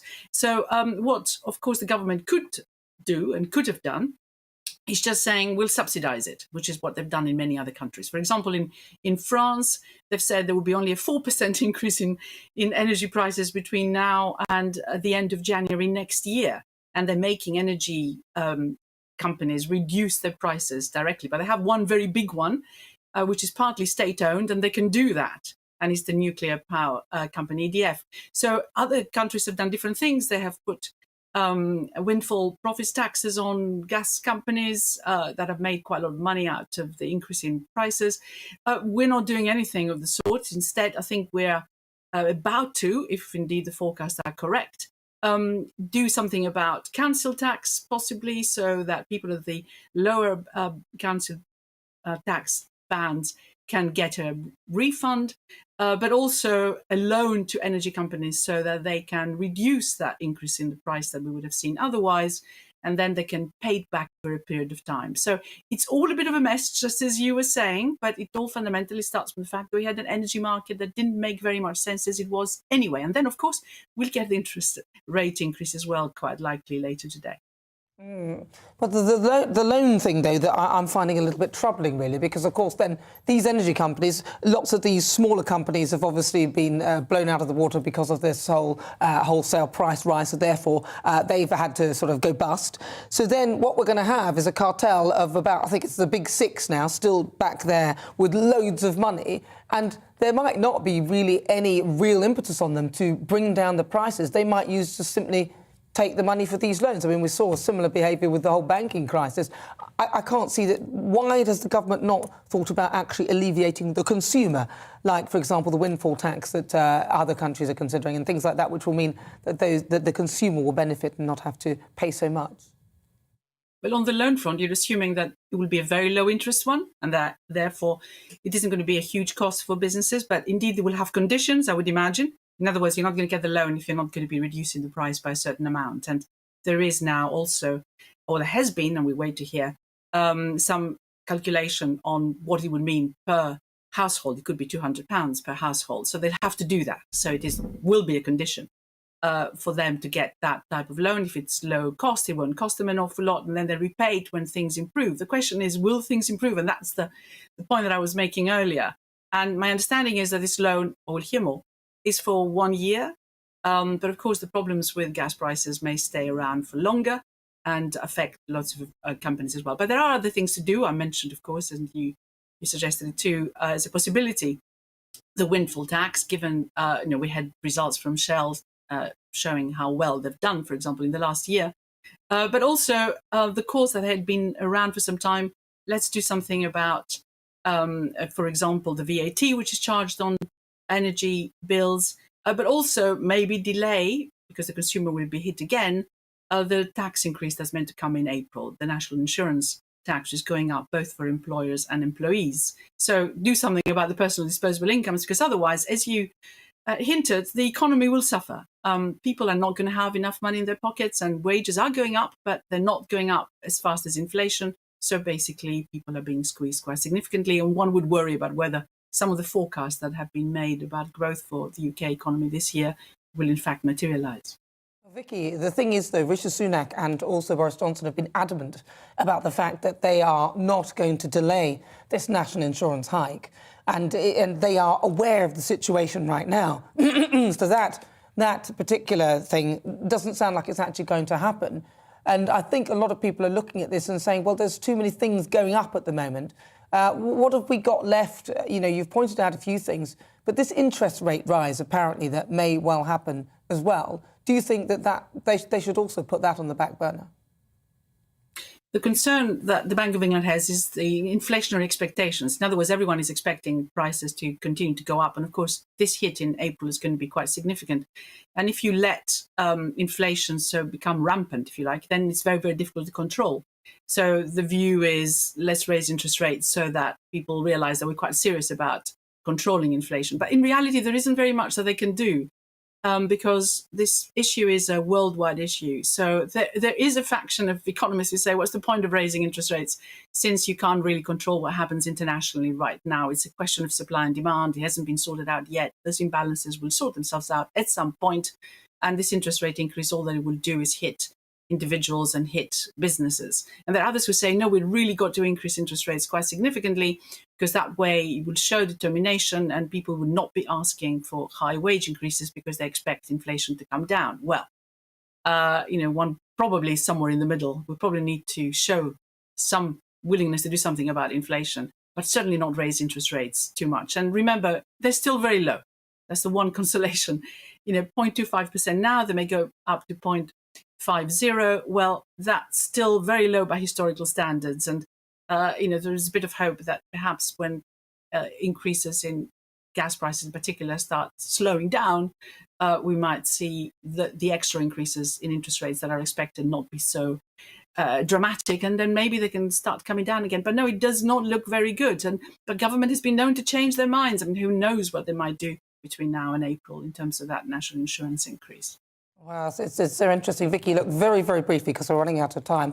Will anybody escape this hike in prices? I mean, if some people are on fixed tariffs and things like that, or is there literally, it's all changing now and everybody will be affected by this?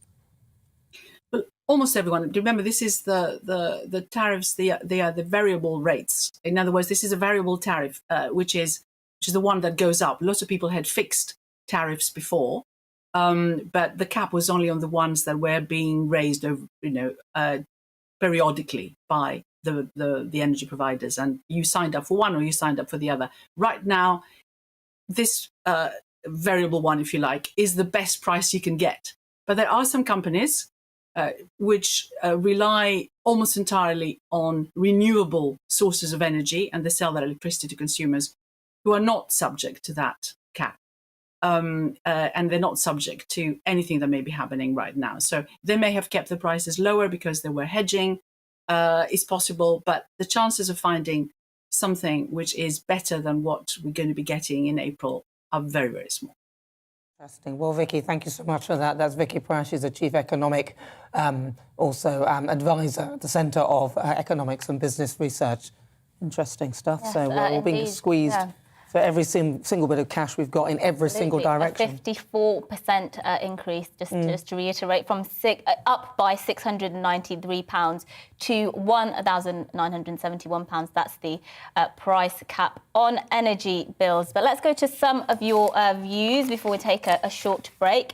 I spoke about the migration crisis generally, and we're spending £1.2 million a day. That's what the Home Office said. Housing people who are asylum seekers and some Afghan refugees as well. I think 12,000 Afghan refugees is included in that figure.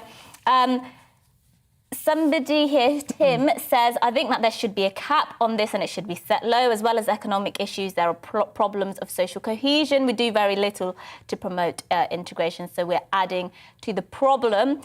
Yvonne also says, we're spending over £1 million a day to house asylum seekers, but the citizens of this country, the majority of whom are taxpayers, are left in a situation where they're choosing whether to heat or eat, which is very ironic. And that it's not a good look at all, is it? It's not really. When they're spending nearly £500 million every year on this, when, we've just had that news, people are going to be struggling. Millions of families will no longer be able to really, pay their bills. So this kind of stuff really isn't a good look at all. It's not at all. I mean, we also talk about the police, but and we're going to balance it with this one. I mean, and this is actually from somebody who I won't name. It said, this sort of reporting just emphasises that all men have to walk on eggshells around women, especially in the workplace. No matter where all these bad men are, there will always be someone who will take offence and report them, stitch them up.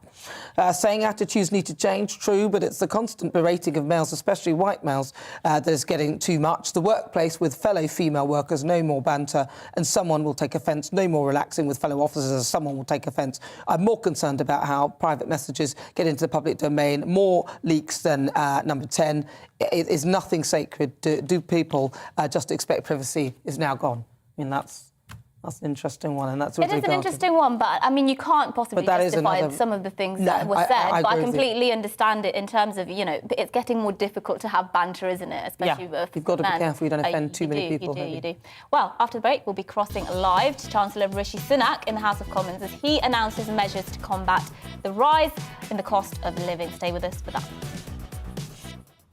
Hello again. A mild one again today, but things are changing. Tomorrow's going to be an awful lot colder, and that colder weather will arrive after a wet and windy spell tonight. It's all coming from a cold front, which is approaching at the moment and will later today bring some heavy rain to the Western Isles and the Highlands of Scotland. But for most of us, it's another dry day. There's a lot of cloud around, but we are seeing some breaks in the clouds, so a bit of sunshine likely, parts of East Wales, the Midlands, North East England, Eastern Scotland seeing some breaks in the cloud, and even further south we may at times see a little blue sky. But generally cloudy, dry and mild with a bit of a breeze blowing. Temperatures double digits, maybe 12, 13 degrees where we see some sunshine. But there's that rain coming into the far northwest later on. Could be quite heavy for a time, and it will start to turn to snow initially over the mountains. It pushes southwards, that rain band across into northern England, parts of Wales overnight. So an hour or two of rain, and for a short spell at least, that rain could be pretty heavy again, falling as snow over the Welsh mountains. Staying quite mild in the far southeast, but elsewhere it is going to turn colder, so it could turn icy as that band of wet weather moves through. And there is the possibility early tomorrow morning of a bit of snow over the Midlands, East Anglia, possibly parts of southern England, just for a time, not expected to last too long before that sweeps away. And then we've got sunny spells and showers. Those showers will be turning more and more wintry, initially over hills, but down to low levels from mid-morning onwards over northern England. Western parts of Scotland, Northern Ireland could also see a mixture of sleet and snow, and a much colder feel as well, especially when you add on the strength of the wind. Still that wind blowing through Friday afternoon, but easing down during Friday night, and things could then again turn icy as we keep some showers coming into the northwest. A wintry mix of showers, a chilly start to what will be a windy weekend. Wet in the north on Saturday, dry in the south. Showers for all of us on Sunday.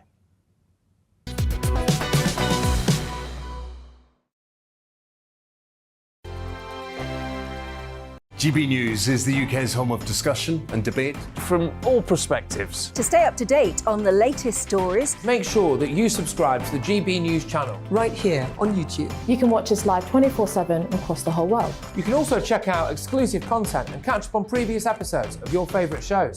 Every day, we ask the questions that you'd ask, so why not add your voice to the conversation in the comments section? Don't forget to subscribe. We are GB News, Britain's news channel.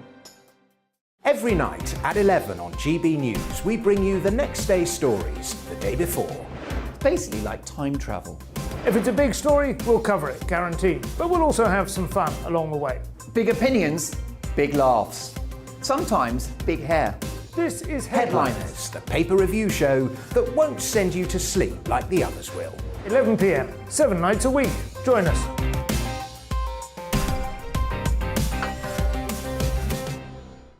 Hello there, I'm Eamon Holmes. And I'm Isabel Webster. And we hope you can join us for Breakfast with Eamon and Isabel. You make me laugh out loud, belly laugh. Is that important first thing in the morning? Yeah, absolutely. And there's me trying to be deadly serious. News is a serious business. Yeah, I have to rein you in sometimes. Well, it doesn't stop us laughing at it. It doesn't stop us having an opinion on what's going on. Yeah. And it certainly will not stop us reflecting what you think. Weekdays from 6 to 9:30 on GB News. I'm Dan Wootton. Join me Monday to Thursday from 9 to 11 for the feistiest and most fun news debate on TV, where free speech reigns. I'll bring you a sharp take on the day's biggest stories, bombshell newsmaker interviews, and A-list guests. And I guarantee you, no spin, no bias, no censorship, and no reason to go to bed. That's Dan Wootton Tonight, Monday to Thursdays from 9 on GB News. My name's Tom Harwood, and every weekday we bring you The Briefing live from 9:30 a.m. The stories, analysis and live debate that you need to hear. Quite right, Tom, of course. Was this something that had been considered at all? Difficult to answer. Gas-guzzling helicopters circling. Noise is being made here. Joe Biden walking out. Thank you very much for joining us. Don't miss it. The Briefing with me, Tom Harwood, Monday to Friday, 9:30 a.m. on GB News. Join me, Gloria De Piero, Monday to Thursday at noon for The Briefing. We go to the parts of Parliament that you won't see elsewhere. Plus, there's exclusive interviews with MPs from all parties. But quite often, they paper over the real truth. Why does a working class lad like you join the Tories? That's a good question. Don't miss it, Monday to Thursdays at noon on GB News.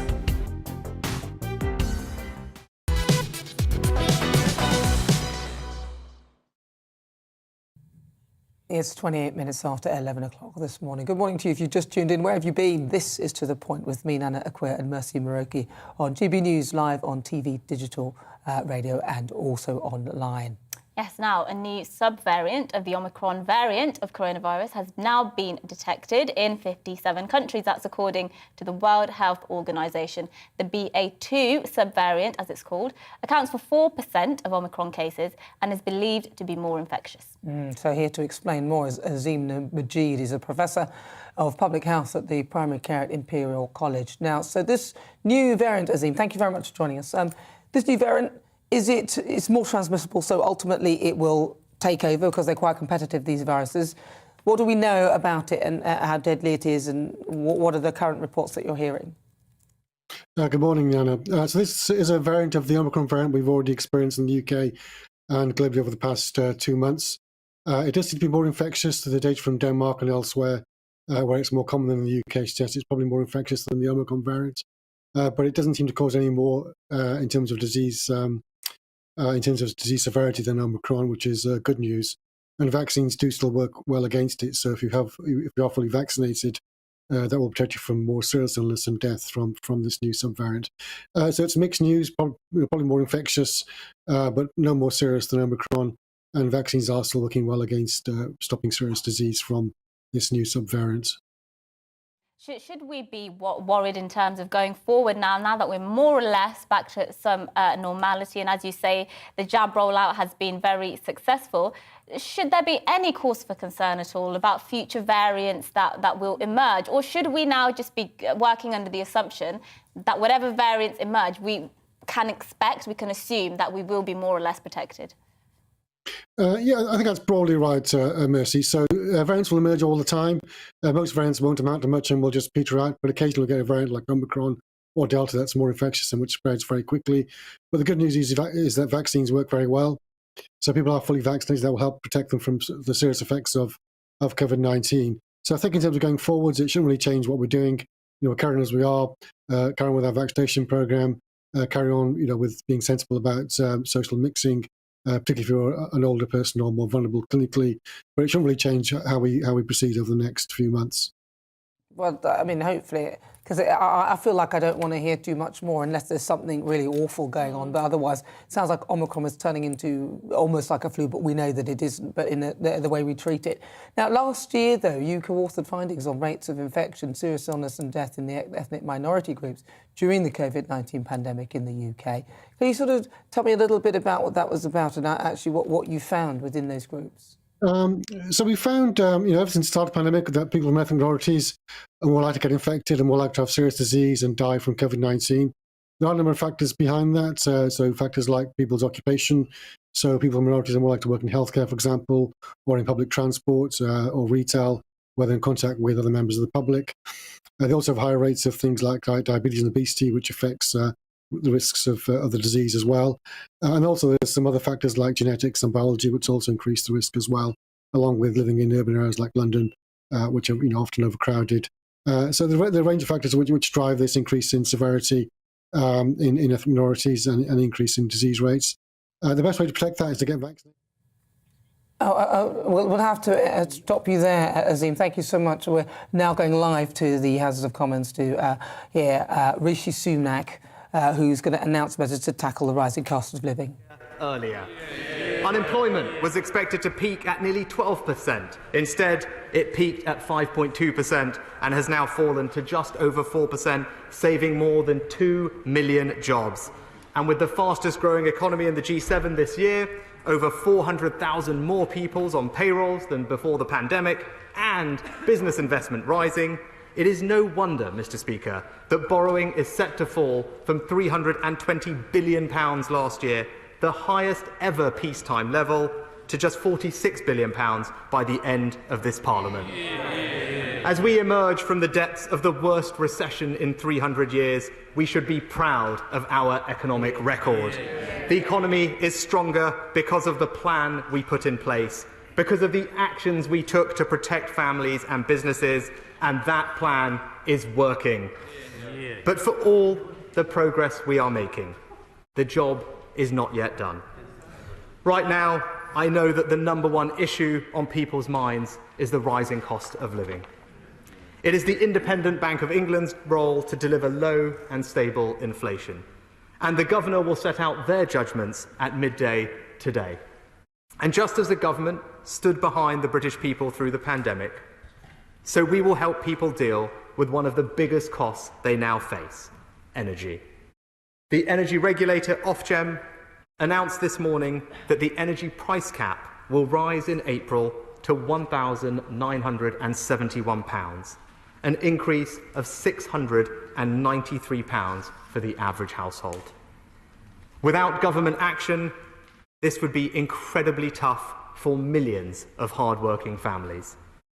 So the government is going to step in to directly help people manage those extra costs. Mr. Speaker, before I set out the steps we are taking, let me explain what is happening to energy prices and why. People's energy bills are rising because it is more expensive for companies who supply our energy to buy oil, coal and gas. Of the £693 increase in the April price cap, around 80% comes from wholesale energy prices. Over the last year, the price of gas alone has quadrupled.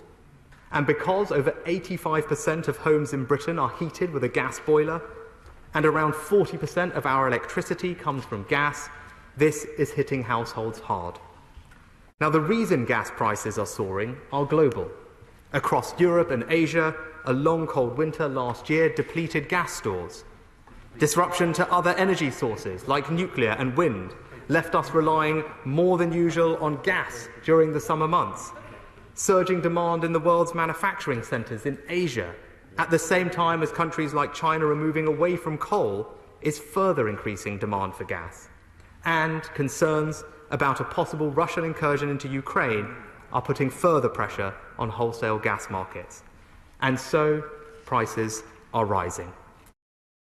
Mr. Speaker, the price cap has meant that the impact of soaring gas prices has so far fallen predominantly on energy companies, so much so that some suppliers who couldn't afford to meet those extra costs have gone out of business as a result. It is not sustainable to keep holding the price of energy artificially low.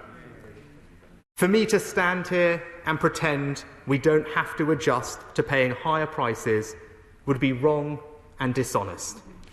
But what we can do is take the sting out of a significant price shock for millions of families by making sure the increase in prices is smaller initially and spread over a longer period. Mr. Speaker, without government intervention, the increase in the price cap would leave the average household having to find an extra £693. The actions I'm announcing today will provide to the vast majority of households just over half of that amount, £350. In total, the government is going to help around 28 million households this year. Taken together, this is a plan to help with the cost of living worth around £9 billion. We are delivering that support in 3 different ways. First, we will spread the worst of the extra costs of this year's energy price shock over time. This year, all domestic electricity customers will receive an upfront discount on their bills worth £200. Energy suppliers will apply the discount on people's bills from October, with the government meeting the cost in full. That discount will automatically be repaid from people's bills in equal £40 instalments over the next 5 years. This is the right way to support people while staying on track with our plans to repair the public finances. And because we are taking a fiscally responsible approach, we can also provide more help faster to those who need it most. The second part of our plan. We're going to give people a £150 council tax rebate to help with the cost of energy in April, and this discount won't need to be repaid. And I do want to be clear with the House that we are deliberately not just giving support to people on benefits. Lots of people on middle incomes are struggling right now too. So we have decided to provide the council tax rebate to households in bands A to D. This means around 80% of all homes in England will benefit. And the third part of our plan will provide local authorities with a discretionary fund of nearly £150 million to help those lower income households who happen to live in higher council tax properties and households in bands A to D who are exempt from council tax at all. We're also confirming today that we'll go ahead with existing plans to expand eligibility for the Warm Homes discount by almost a third, so that 3 million vulnerable households will now benefit from that scheme. And that's not all we're doing to help vulnerable households. We're providing £3 billion over this Parliament to help more than 500,000 lower-income homes become more energy efficient, saving them on average £290 a year. Increasing the national living wage to £9.50 an hour in April, a rise of over £1,000 for 2 million low-paid workers. And we're providing an effective tax cut for those on universal credit, allowing almost 2 million households to keep an average of £1,000 per year. The payment through energy suppliers will apply across England, Wales and Scotland. Energy policy is devolved in Northern Ireland with a different regulator, and the government does not have the legal powers to intervene. But we will make sure the executive is funded to do something similar, with around £150 million for Northern Ireland through the Barnett formula next year. And because the council tax system is England only, total Barnett consequentials of around £565 million will be provided to the devolved administrations in the usual way. Mr. Speaker, I know that some in this House have argued for a VAT cut on energy. However, that policy would disproportionately benefit wealthier households. There would be no guarantee that suppliers would pass on the discounts to all customers, and we should be honest with ourselves. This would become a permanent government subsidy on everyone's bills. A permanent subsidy worth £2.5 billion every year at a time when we are trying to rebuild the public finances. Instead, our plan allows us to provide more generous support faster to those who need it most, providing 28 million households with at least £200 and the vast majority receiving £350. It is fair, it is targeted, it is proportionate. It is the right way to help people with the spike in energy costs. Mr. Speaker, today's announcements are just one part of the government's plan to tackle this country's most pressing economic challenges. A plan for growth, with record investment in infrastructure, innovation and skills. A plan to restore the public finances, with debt falling by the end of this Parliament. A plan to cut waiting lists and back the NHS with £29 billion over 3 years and a permanent new source of funding. And, with the measures I've announced today, a plan to help with the rising cost of energy, with £350 more in the pockets of tens of millions of hard-working families. That's our plan to build a stronger economy, not just today, but for the long term, and I commend it to this House. I now call the Shadow Chancellor, Rachel Reeves. Thank you, Mr. Speaker. Can I thank the Chancellor for his statement? We have known that this price rise was coming for months, and today we learn that the energy price cap will increase to £1,971 in April. In October, I called on the government to provide immediate support for households, cutting VAT on their energy bills and saving £200 off bills, with £400 in extra targeted support for those who need it most, which would mean for some of the poorest families in our country almost no increase in energy bills from April. The government have not done that today. Now, we all remember when the Prime Minister said that cutting VAT was one of the benefits of Brexit. He said, and I quote, "When we vote leave, we will be able to scrap this unfair and damaging tax." Could there ever be a time where this policy is more needed than it is today? And I would have thought that the Prime Minister, with his unblemished record of integrity, would defend the commitments that he has made. But instead, it's another pledge thrown onto the bonfire of broken Tory promises. And the uncomfortable truth for the Chancellor is that even after what he has announced today, families in Britain will be still paying hundreds of pounds more for their energy, including some of the poorest families, from April as a result of the breathtaking rise in energy prices just announced by Ofgem. Millions of people cutting back to pay the bills. Citizens' Advice have said that they have seen a record number of people in January struggling with fuel debts before the energy price increase. But what does the government offer? A buy now, pay later scheme that loads up costs for tomorrow. High prices as far as the eye can see. This year, next year and the year after that. Give with one hand now and take it all back later.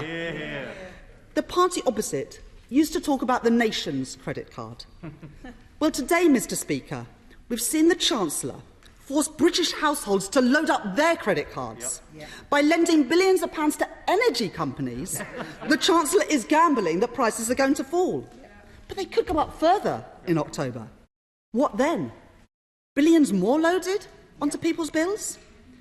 The best way of targeting support to those who need it most would be an increase to £400 and an extension to 9 million households of the Warm Homes discount, as Labour have proposed.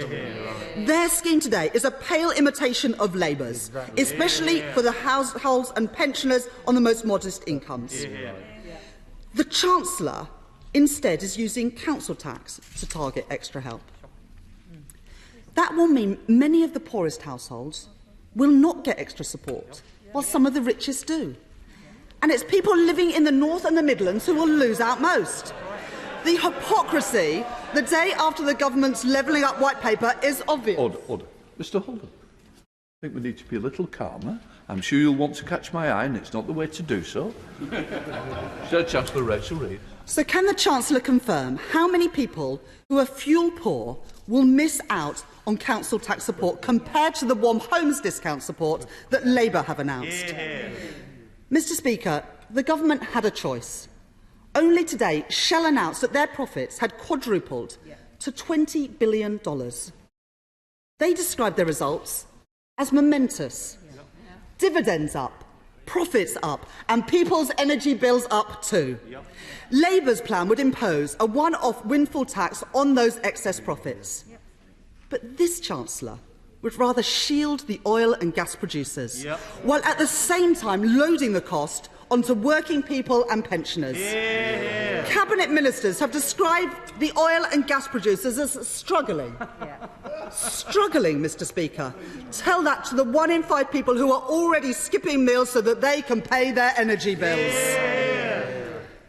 And Mr Speaker, this energy crisis has not happened overnight. It's a decade of dither and delay from the party opposite that has brought us to this point. A decade of failure to regulate our energy market. A decade in which they have slashed our gas storage capacity, leaving us more reliant than ever on Russia for our gas imports.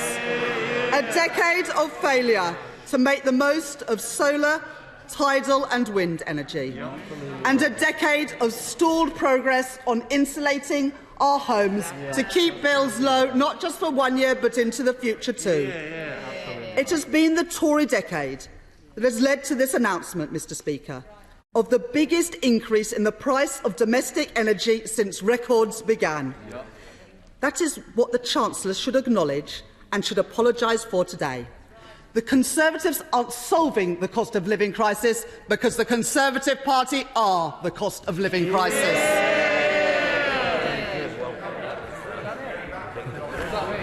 Mr. Speaker, the opposition may have some sound bites, but they certainly don't have a policy.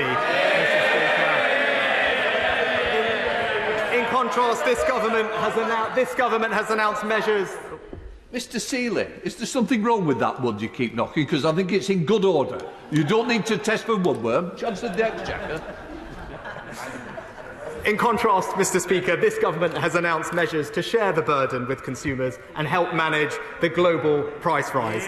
And despite the faux outrage from the benches opposite, I'm sure that even they would admit privately, Mr. Speaker, the support just announced is both generous and comprehensive. Let me take some of the honourable lady's points in turn, Mr. Speaker. Well, first of all, on the topic of VAT, can I say, Mr. Speaker, how very welcome it is that the opposition are recognising the benefits of Brexit.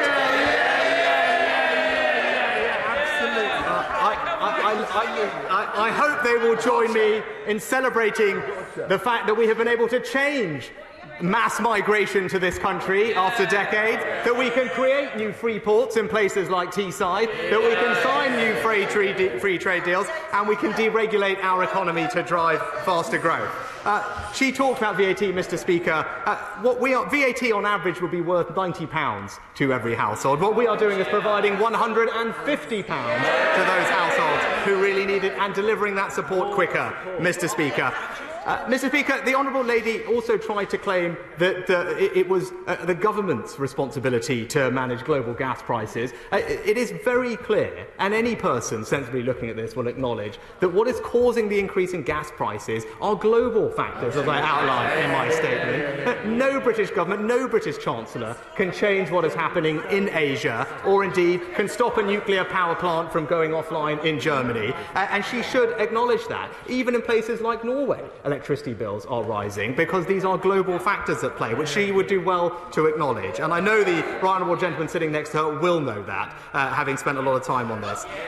Thirdly, Mr. Speaker, I do want to address this point about our support for the most vulnerable, because I am proud of this government's record in supporting those who need our help. The policies that we have announced today are progressive in their nature. A flat rate will, of course, mean far more to those on lower incomes or with lower energy bills. It is worth 5 times as much as a percentage of income for those in the lowest incomes as those on the highest incomes. And she talked about insulation.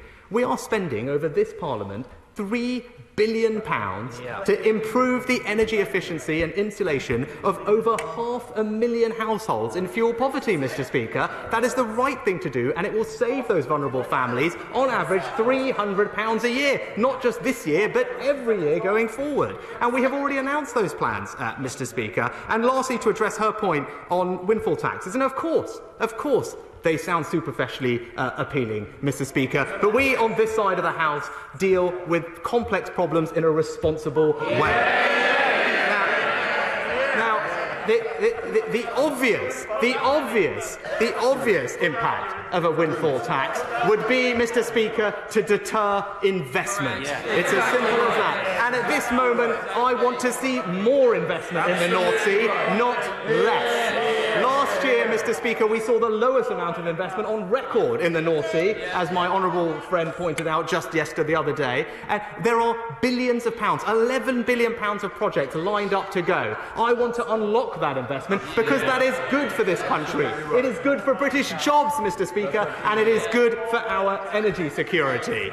So, Mr. Speaker, we will pursue policies that are good for the interests of this country, not just today, but in the future. And I know that my right honourable friend, the Energy Secretary, is working very hard to make sure that we have an energy market that is fit for the future.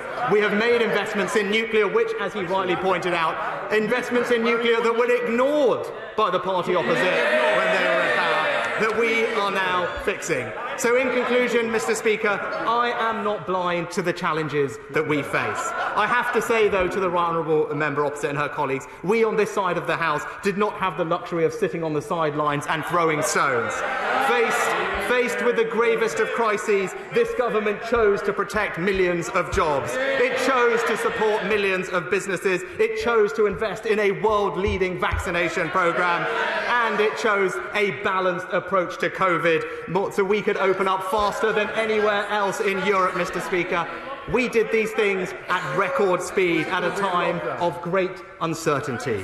And we will always strive to learn from mistakes. Nothing is ever perfect when responding to a crisis. But I'd say to the party opposite, there is a fine line between reasonable criticism and political opportunism. And in my experience, Mr. Speaker, the British people can always tell the difference. Thank you, Mr. Speaker. Can I welcome my right honourable friend's announcement today? Will he agree that a cut in VAT to solve this crisis is a completely flawed policy? Absolutely. As evidenced by the 3 economists who spoke to the Treasury Select Committee this week, including Torsten Bell from the Resolution Foundation, who wanted something far more targeted, such as my right honourable friend has announced today. It is clear one factor in this crisis is Russia's willingness to weaponise its gas supplies.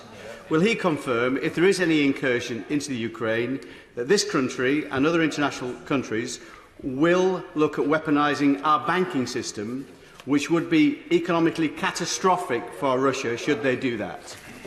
Chancellor. Mr. Speaker, I thank my honourable friend for his question. On the point of VAT, I have nothing further to add, and he is right that what we are doing is more targeted, it is faster, and it is more generous to those who need our help. And I can assure him that with regard to sanctions on Russia, absolutely nothing is off the table, and we are working very closely with our international partners, as the Foreign Secretary has outlined, to prepare a very robust package of sanctions. SNP spokesperson Alan Brown. Thank you, Mr. Speaker. The Chancellor brags about having the fastest recovery, but that's actually wrong because Italy, for a start, has got a higher growth rate. But if the economy is doing so well, why is he still introducing a £12 billion tax on workers this financial year? Why is it taken to the last minute to try and do something about the cost of living crisis? And then why is so much of this actually a loan that bill payers are going to pay back? He talks about not doing a VAT cut because he wants a more targeted approach. So how is giving everybody a rebate a targeted approach? It's illogical. Now, Mr. Speaker, the reality is the Treasury is currently raking it in compared to where they thought they'd be in the March 2021 budget. An extra £3 billion this financial year, next year, from oil and gas revenues. VAT receipt predictions in October last year was nearly £40 billion higher than what they were for March 2021. So that's a lot of money the Treasury could be freeing up. Meanwhile, average energy bills increased this year to nearly £1,200, up from £700 the year before, bringing in an extra £0.6 billion in VAT. The VAT increase due to the cap rise is going to bring the Treasury another £0.8 billion a year. So there's so much more money they could free up. Now, the Scottish Government's bringing in the £20 per week child payment and then uprating the child winter assistance payment. So could the Chancellor not look at doing something similar? Will he confirm that the council tax rebate proposal he's bringing in will have Barnett consequentials, how much that will be, and that will go to the Scottish Government?